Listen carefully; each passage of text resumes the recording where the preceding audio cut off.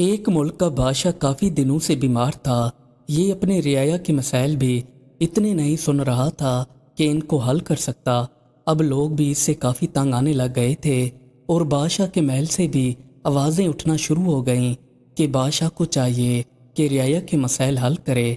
लोग वज़ीर के पास आकर शिकायत करते कि अगर बादशाह हुकूमत नहीं चला सकता तो आपको चाहिए कि कोई नए बादशाह को बिठाकर आवाम के मसाइल हल करवाएं। वज़ीर रियाया को दिलासा देकर भेज देता कि कुछ ही दिनों में बादशाह सलामत ठीक हो जाएंगे और वो लोगों के मसाइल हल करना शुरू कर देंगे। पर यह बात वज़ीर को भी मालूम थी कि हकीम ने बादशाह से कह दिया था कि आप चंद ही दिनों के मेहमान बचे हैं। अब बादशाह की ना तो कोई औलाद थी और ना ही कोई ऐसा बंदा नजर आ रहा था कि जो इसके मरने के बाद तख्त संभालता।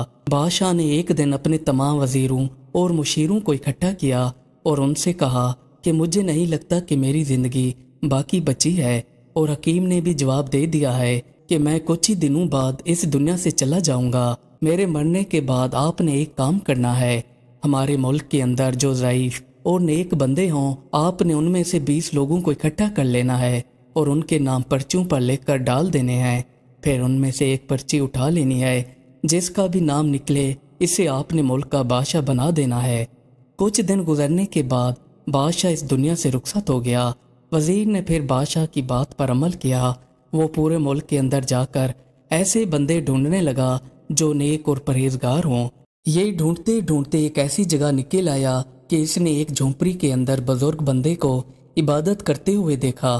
तो वज़ीर बुजुर्ग के पास चला आया और आकर कहने लगा कि बादशाह ने मरने से पहले वसीयत की थी कि पूरे मुल्क के अंदर ऐसे लोग इकट्ठे करना जो परहेजगार और मुत्तकी हों और रियाया के मसाइल हल कर सकें। इन सब का नाम पर्चियों पर लिखकर डाल देना और जिस बंदे का भी नाम पर्ची से निकले इसको बादशाह मुकर्रर कर देना।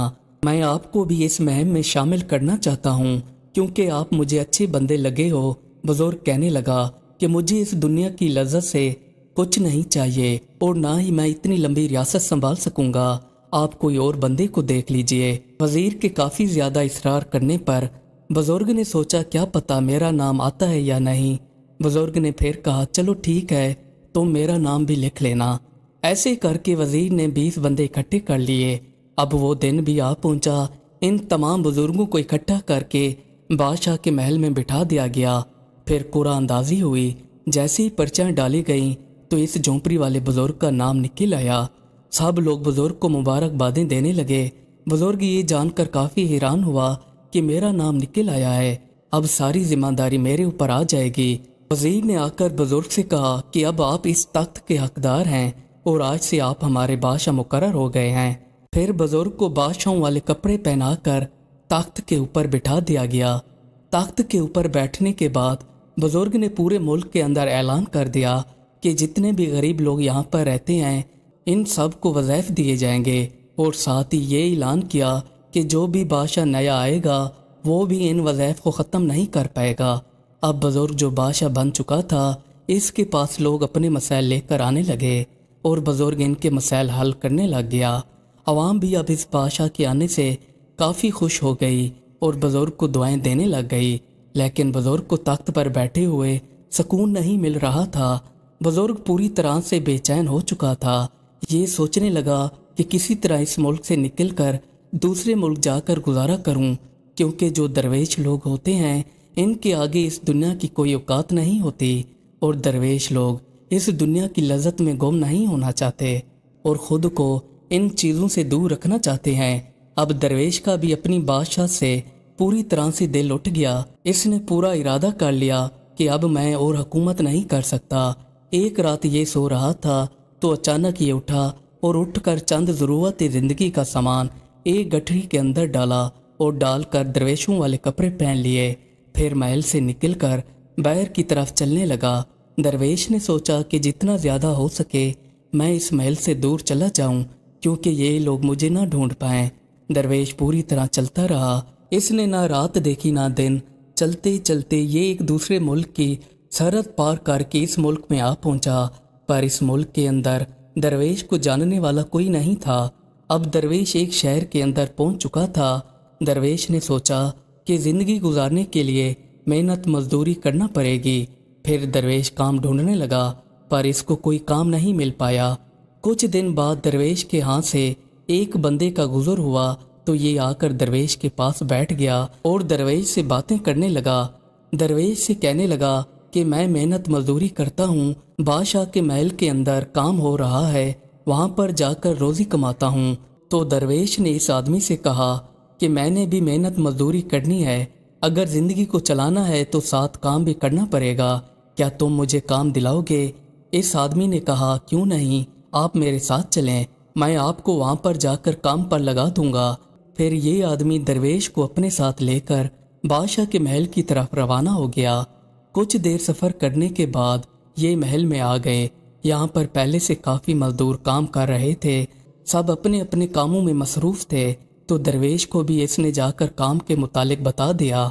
अब एक तरफ दरवेश काम करता और काम करके जब फारिग होता तो वो अपनी इबादत में मशगूल हो जाया करता।